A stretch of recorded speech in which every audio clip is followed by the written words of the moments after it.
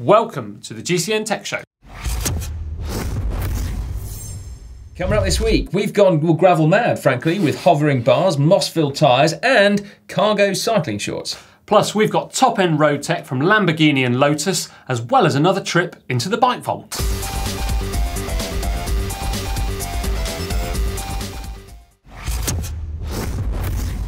Right then, Si, what's hot in tech this week? Well, how about this for something smoking hot? Canyon have found the Holy Grail. That's right. No, actually, it's not right. Technically, they've just found the Grail, but still, have a look at that. Oh, yes. It seems like every week we're talking about gravel this, gravel that.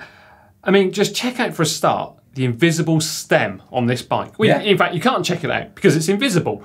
But that, ladies and gents, is called the Hoverbar. Yeah, the Hoverbar, okay? So what they've done is that the stem attaches to a crossbar that links the drops of the handlebars. So that is what takes your weight, allowing the top section, so your traditional tops of your handlebars, to be like this sort of free flex floating area that basically gives you a really comfortable hand position for when you're cruising over gravel. And despite the, to be honest, unusual looking handlebars, they only actually add 120 grams by using the Hoverbar.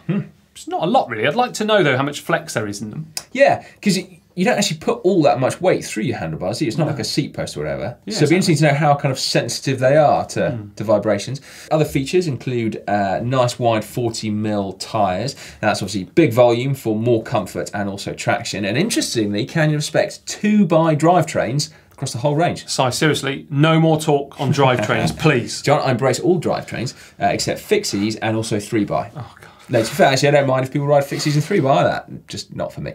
Not at the moment, anyway. Never say never, though. There are 5 models on sale, and actually a women's-specific version as well. Prices vary from €2,200 up to €4,500. And very interestingly, I thought, is that Canyon have once again spec'd smaller wheel sizes on their smallest frames. So going back to that conversation you had with Emma just the other week, the 2XS and the XS sizes will have 650B wheels. The wheelbase on the bike as well is extended by about 40mm, and that's going to allow you to fit bigger tyres to give a more stable ride, and also comfort too. But Canyon, to counterbalance that, have actually given it a shorter stem. So there we are. It's no heavyweight either side. 830 grams for the SLX frame. That's pretty good going. Really light, isn't it, for a gravel bike? Yeah. And 1,040 for the SL. That's super good, isn't it? Sticking with gravel, 3T launched their Exploro frame, you remember, right back in 2016. But this week, they've just launched their first complete bike for sale. So it uses the team level Exploro frame set, and on it they've put SRAM Rival, run 1x, and then interestingly they've chosen to sell it with 650B wheels with nice fat 47mm wide WTB tyres. You know what? I think that looks great. Yeah, lovely looking bike. They do know how to make a bike look nice. Now, don't adjust your sets because we're going off-road momentarily. Now, we've spotted that our mountain bike friends have started to introduce road tech to their bicycles. Drop handlebars. No, not drop handlebars. Instead, SRAM ETAP. Wow. That's right. A SRAM Eagle ETAP rear mech has been spotted on a bike, and we're going to stick our necks out and basically just say it's SRAM ETAP for mountain bikes. Yeah, so this was spotted on the bike of mountain bike legend Nino Schurter. And it's fair to say, isn't it, that it has sparked quite a lot of conversation over in that kind of area. This has been the bike that everyone has been talking about here in Stellenbosch for the first round of the World Cup. Now, it shares a similar look to the red ETAP road derailleur, and also it looks to feature a clutch mechanism too, which is important if you're using one of those 1x drivetrains that Si goes on about. Yeah, you need a clutch. Well, also it stops the chain slapping around, doesn't it? Yeah. A nice strong clutch mechanism. Now, funnily enough, there are no shots of the shifter in use, and actually the Scott mechanics that look after Nino's bike went so far as to take the shifter off any time when Nino wasn't riding.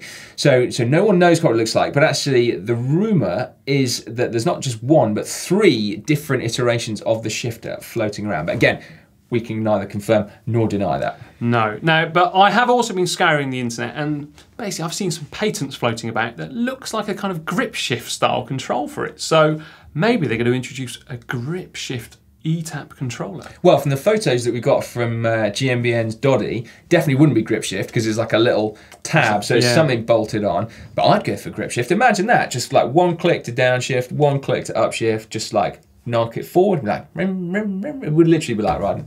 Rim, rim, rim. You not think? Well, no. My idea would be to put some of those SRAM blips, you know those ETAP blips? Yeah. Put those onto a control unit and then send that signal back. A blip on either side? Yeah. Trouble is, your left hand, there's quite a lot going on a mountain bike with your lockout lever and your dropper post lever. So you kind of almost want to leave your left thumb free and have everything going on with your shifting on your right hand. Well, that's where it doesn't really prove a problem for me because I don't have a lockout and I don't have one of these dropper posts you talk about on my mountain bike. It's that old. Basically, as you're going to find out just very shortly, John has got the original gravel bike.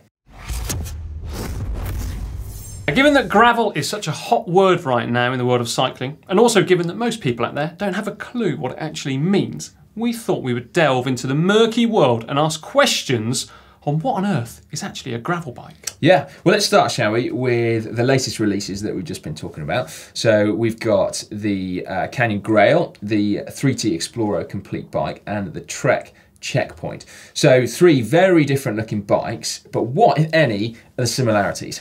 Well, the one similarity that they've definitely all got in common is tyre clearance. Yep, as a minimum, they can all allow 40mm wide tyres. So in turn, that's going to give you a smoother ride on bumpy roads or even off-road, as well as decreasing the chance of punctures. Yeah, now what they don't all share in common though is the ability to swap between wheel sizes. So some of them, like the 3T Explorer or those Rondos actually that Dan and I used when we made that video about 650B wheels the other week, allow you to use those smaller diameter rims but fitted with extra fat tyres, so 47mm as opposed to 40mm. And what that does is it keeps the overall diameter of the wheel the same, so the handling feels the same, but you just get extra fat tyres. More comfort, more grip. It's obviously not a prerequisite for a gravel bike though. No, it's not, is it? So what then about the frame geometry? Can we see any similarities there? Yes and no. Essentially, a gravel bike puts a rider into a more relaxed position. So we're never going to see a pro take to the start line of a race using a gravel bike. So manufacturers needn't make a bike, designed for that to get low or aero really. No, they are not designed really to go super fast or be super aero, are they? But then that's kind of not the point. So generally, and I mean very generally then, you'll probably find that a gravel bike will put a rider about 2 centimetres higher up and about 2 centimetres shorter than the equivalent, I don't know, speed-oriented normal road bike. And then, in order to make a gravel bike perhaps a bit more stable than a normal road bike, you will normally find that the trail is increased. So that's going to make it feel a little bit nicer off-road, and it's also better for gentle cruising. And trail, you remember, is a product of the head angle and also the rake on the fork. More trail equals a more stable bike. But then to balance out the handling, the rear trail, so the chainstay length is also likely to be longer. And then as a byproduct of that, the overall wheelbase of the bike will also be longer as well. Just like bottom bracket height. So a lower bottom bracket height makes a bike feel more stable when cornering. So when you're leaning in and out of the corners, and also when you're transitioning into and out of, really. And this is where there's a difference, because traditionally a cyclocross bike has a higher bottom bracket. Yeah, because otherwise they look broadly similar on paper, don't they? But yet, not always similar. And here's the thing, isn't it? Because actually when we're talking about gravel bikes, there's no constants, there's no rules here. Gravel bikes as a genre is more of a spectrum. Okay, so on the one end, you've got like a fat tired touring bike, and then on the other end, you've got a bike like that 3T Explorer we were talking about, which is like a super versatile, fast feeling, almost like a road bike. Yeah, but do you know what? This is actually really good for the consumers, because there's a bike for everyone out there. Yeah. Providing that a manufacturer can really determine where their bike sits on that gravel spectrum. Well, they've got to communicate it, haven't they? Exactly. They know where it fits. They just have to tell us, the consumer, what kind of gravel bike it is. Where is it on that line? Yeah, so if you've got something you want super versatile for a fast road rider, they want something. Where's that going to sit, Si? Just up here. And then if you've got a mile-munching around-the-world tourer who wants to explore outer Mongolia very slowly, that's got to sit somewhere. They'd be right over there, John. Yeah. I think the problem in all of this, because we said it is a good thing for consumers, the problem is that freaking name, gravel. I mean, it's the least sexy, most ambiguous term that attempts to kind of sum up what is actually a really amazing type of bike. A type of bike that's super versatile. It can do everything and make it more fun, but yet it's just summarised by gravel. Yeah, gravel is what I put on my driveway at home. It's not enjoyable, it's not fun, it's not sexy, it's gravel. It sits there. But gravel riding can be fun. Yeah. It's just like, it's just people think it can only do one thing when actually it does lots of things. The problem's the name. So what we're saying is there's no such thing as a gravel bike. No. Just a load of free-spirited drop bar bikes, not limited to the road. Yeah. You know, it's funny you mentioned drop handlebars, actually. I think the reason we've got into this mess, this pickle, if you like, is actually down to enduro bikes. Mountain bikes. Yep, mountain bikes. Basically, 25 years ago, the mountain bike was a flat-barred gravel bike. It could go anywhere, it could go fast and for long periods of time. But then mountain bikes changed, didn't they? And they've left this void of a versatile, super fun bike that is fun to ride places other than when you're just going balls out down a mountain in Whistler. Hey, come on, Donny, let's go, man. Yeah, to be fair, mate, John Tomac, he used to race mountain bikes with drop handlebars 30 years ago. He did? Bloody hell, John. John Tomac was actually the father of the gravel bike. John Gromack, even. Now, maybe that's a name for the gravel bike, the Gromack. Gromack. That's as unsexy as gravel, isn't it, really? But I suppose it's only fair. We give mountain bikers at ETAP, they gave us gravel bikes. Yeah, it's fair compromise. Yeah. Now, last week, Lloydie and I asked you the question, what's the best technical innovation that you've seen introduced? And yeah, you've been getting stuck into the comments. So let's have a look through them, shall we? How many said gravel bikes, John? None. Oh. Yeah. It's because it's got a crap name. Right, first up, Andy Griffiths. Without question, it's the Tri-Bar. What do you think about that, Si? Best technical innovation? I'm not sure that kind of language is acceptable here, is it, John? Headley Kerr said for him, one of the big changes was actually having gears you can actually climb on. Oh, so rather than using like a 1219 for road races, we now have the luxury of an 1132 and a compact chain set. So yeah, that's quite a good shout, actually. Yeah, I do like that one. Joey C. Sealed bearings, low maintenance, easy to install and replace, and basically they've just standardised and they last for a long time. That is true, although it's kind of disposable, isn't it? There's a part of me that's kind of thinks, well, you know, that's quite a lot to throw away, isn't it? And if you live somewhere with crap weather, such as England, then they sometimes don't last that long either. No. But then, if you think back to old cup and cone bearings, once they started to wear, and if you didn't look at them soon enough, that would end up destroying your hubs maybe, wouldn't it? Yeah, just wear away the races. Or your headset, yeah. or your bottom bracket. Yeah. Or anything else on your bike at that time. You're right, okay, definitely, Joey C, you are right, that is good. Right, Mr. Grumpy 53, he's listed 7, you ready for this? Shimano index shifting, yep. Shimano STIs, yep. Look clipless pedals, yep. Candale ultra stiff aluminium frames. I don't know, really, if that's... Well, a lot of Candale fans out there, but yeah, no, for me, not quite so much. Spinergy Rev X wheels. I think he's starting to tease us a bit here, isn't he? Yeah, I mean, I'm a big fan, but they didn't make that much of an impact, I think. Right. Front chainries that allow you to shift out the saddle, yeah, that's a good point, actually. And then Hyperglide free hub type rear hubs. He's got a point with that one, I think. Yeah? Yeah. Was it Shimano that brought those in? Yeah, in fact, Uniglide was the first one. This is another video all in itself, to be honest with you. I've got some Uniglide I reckon there's at least 12 people out there that will watch that one, John. Shimano Uniglide. Anyway, the final one is from Zero Series MMX compact road frames. They made decision making for a new bike easier for many people around the world. We've got a video actually about the original compact frame on GCN. Ooh, giant TCR. Yeah. So yeah, make sure you check that one out if you're a fan of those. This is the iconic giant TCR. Its DNA has spread to all corners of the bike industry. In fact, it's so well integrated now that you probably wouldn't even think to look anymore. But when viewed next to its offspring, the family resemblance is striking. And we'll be back next week with another hot topic. Yeah, do make sure you get involved on that gravel debate, by the way. Perhaps you can suggest a new name. Fancy riding a Lamborghini? That's right, riding a Lamborghini, not driving. Yep, that is in fact possible now because Cervelo have collaborated with Lamborghini to create this. Whoa! The P5X. Wow. Designed just for triathlon. Well, yeah, unfortunately, the UCI restrictions mean that this could not be used in a road time trial. But still, it's a bit of a treat for us to have a look at that, isn't it? Full Shimano Dura-Ace Di2 group set on there, Envy wheels, and don't forget those built-in storage solutions. So you could, in fact, use this for bike packing. In fact, maybe it's almost a gravel bike, John. No, it's probably not. I don't even know where it'd fit on that spectrum. But it's probably the paintwork, isn't it, that stands out the very most. So you've got that beautiful yellow top coat, the Y-shaped detailing. It's all thanks to the design department, at Lamborghini called Centro Stile.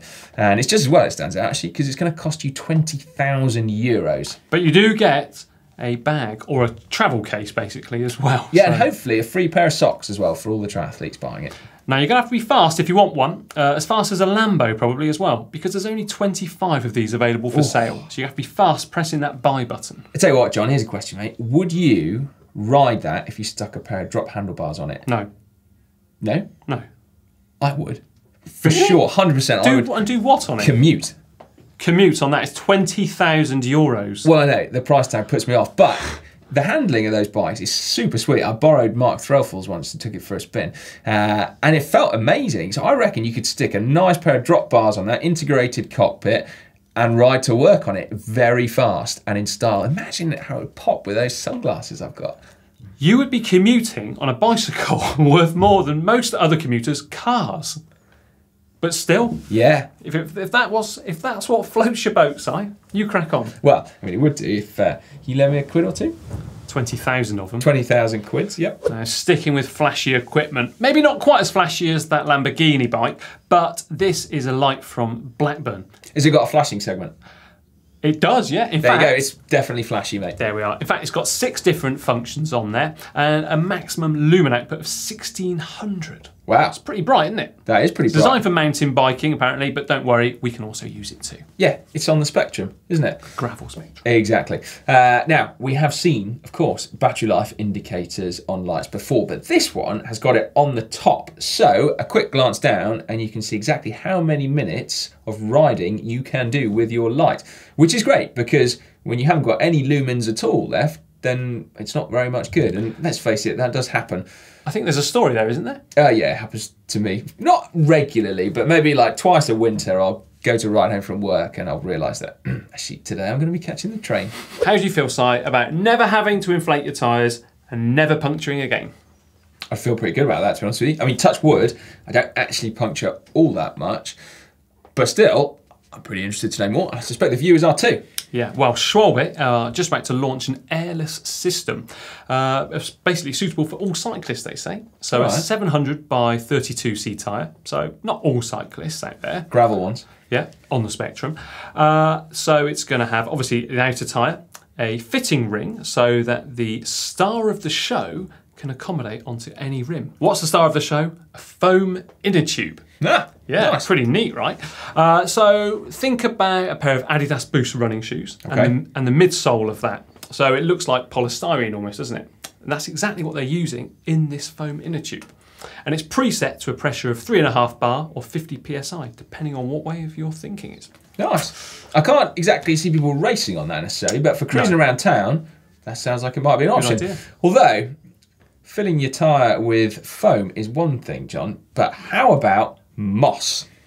Moss, the green stuff, moss. Oh yeah, moss. So get this right, the tyre manufacturer Goodyear have just announced at the Geneva Motor Show that they have a concept for reusing old tyres, 3D printing them into new ones, and then filling them with moss. Moss that they can harness the energy created by photosynthesis, turn it into electricity that would then power lights in the sidewall of the tyre so that the tyre can communicate with the world. Genius. Anyway, back to the present day, and I've had my magnifying glass out and I've been scouring the pros as usual, and I've spotted some new shades on the face of Romain Bardet. He's not that small, mate. I'm not entirely sure he needed a magnifying glass to see the poor lad. I know, I like to get up nice and close.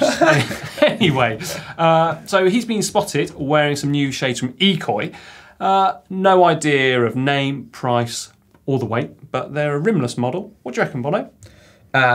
They get my seal of approval, actually, which holds a lot of weight in the arena of sunglasses, I'm sure you'll all be aware. Yeah, I think they look quite cool. And sticking with wearables for a moment, have you seen that Rapha have just launched their new range of adventure-geared cycling kits? So they got like technical t-shirts and also cargo cycling shorts. Yeah. Now, is that a banana in your pocket, or are you just pleased to see me? Well, funny you say that, John. I think that literally is a banana in his pocket and possibly an energy bar as well.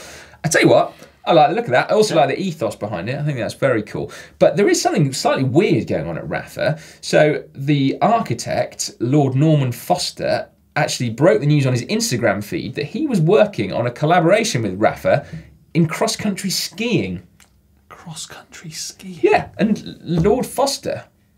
Interesting. Yeah. It's certainly not the usual Rafa style there, is it? No. But, I mean, who am I to comment? Certainly not after last week, where I got myself in a bit of hot water. Well, you did, mate. Yeah, good point. John, if you missed last week, said that he did not like Celeste, Bianchi's iconic green colour, or various shades of green, in fact, as we've been learning. Jorg Calderon, Mike Kalinsky, Alejandro Velasquez, Lone Wolf made a very good point. Now, actually, Bianchi's are probably the one brand that are famous for a colour. And that's quite a good point, actually. So if Bianchi abandoned Celeste, you know, would they stand out quite so much?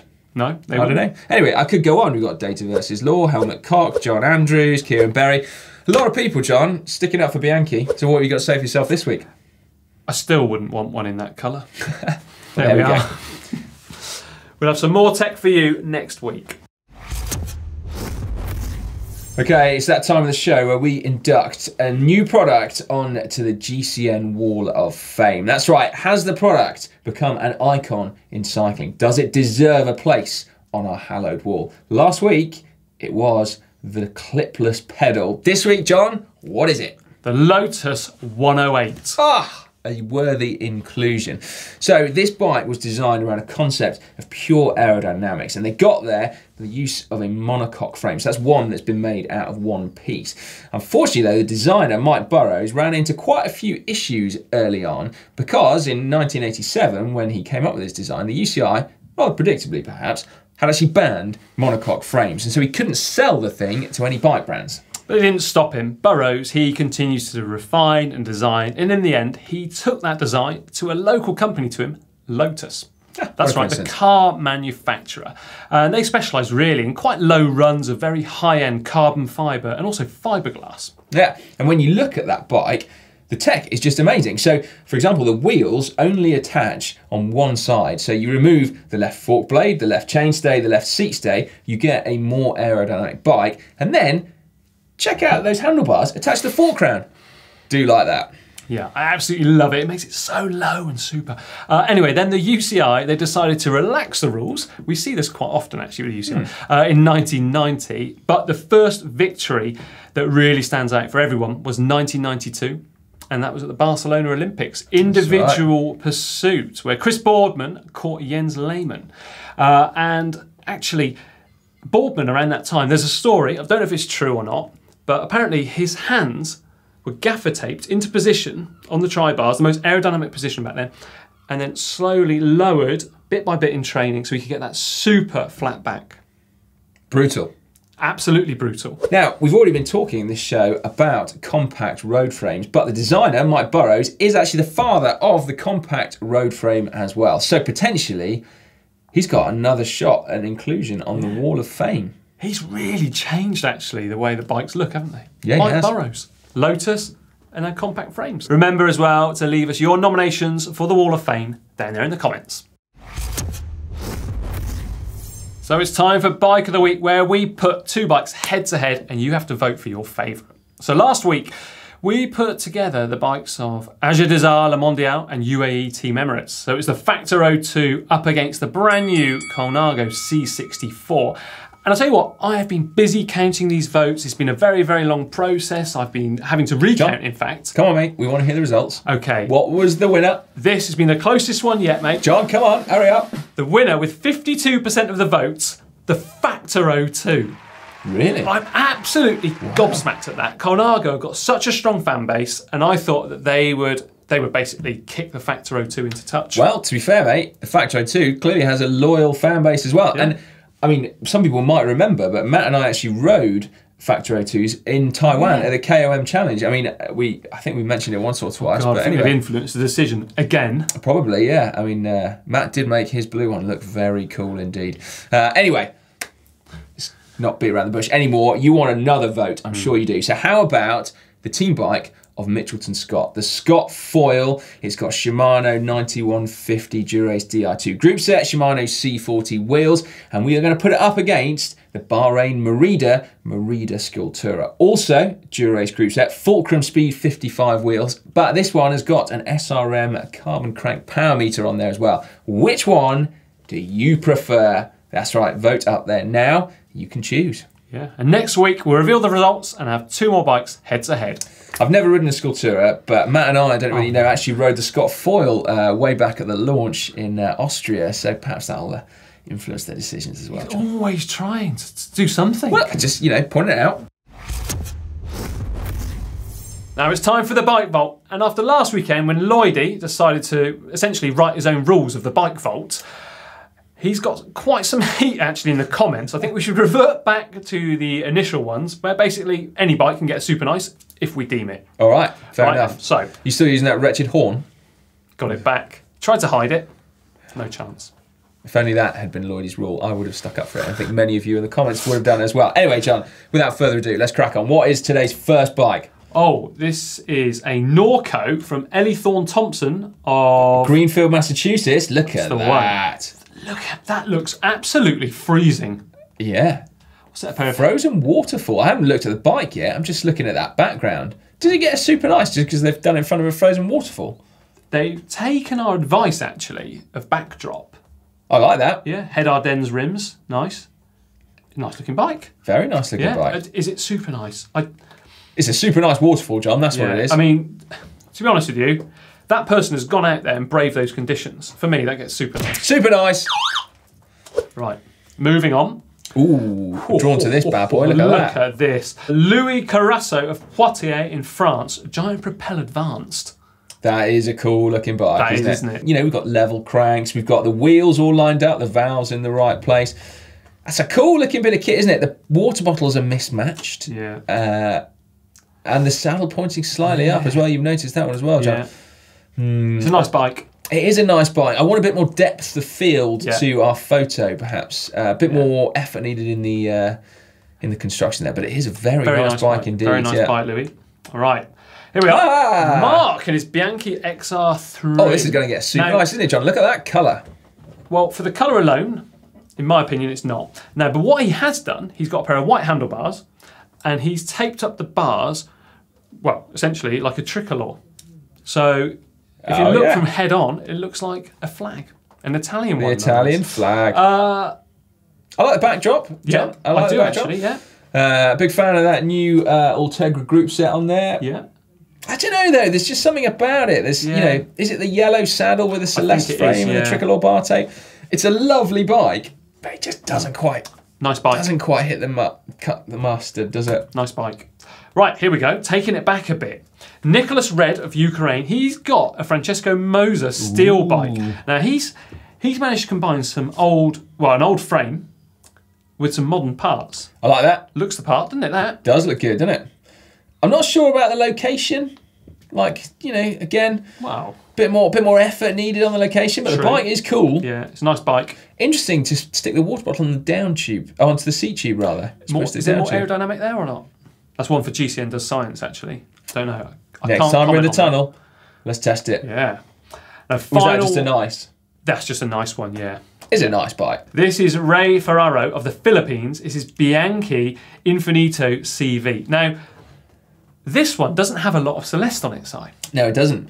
It does have red bar tape on, John. It does. Doesn't necessarily go, but I do like that backdrop. That backdrop, that works for me. It does work, yeah. I think it's, I actually think it's a super nice bike. Well, hang on a minute. You're just trying to appease Bianchi viewers. Stop it, John. That's a nice. All right. Don't you try and suck up to them all. All right. It's a nice bike. Yeah, that is a very nice bike. I'm loving the Campy as well. And I love that in the background. Yeah. Absolutely brilliant.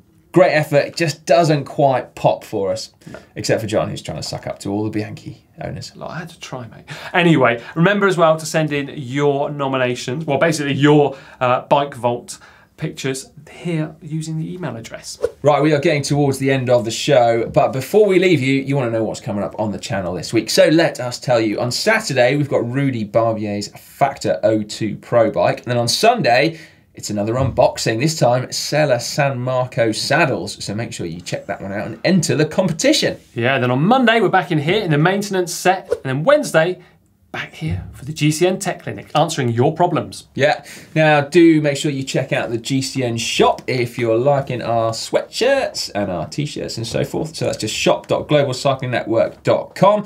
Then if you want to watch another video right now, we've been talking a little bit about those 650B wheels again. If you missed our Geek Edition about 650B wheels, make sure you check it out now. It's just down there.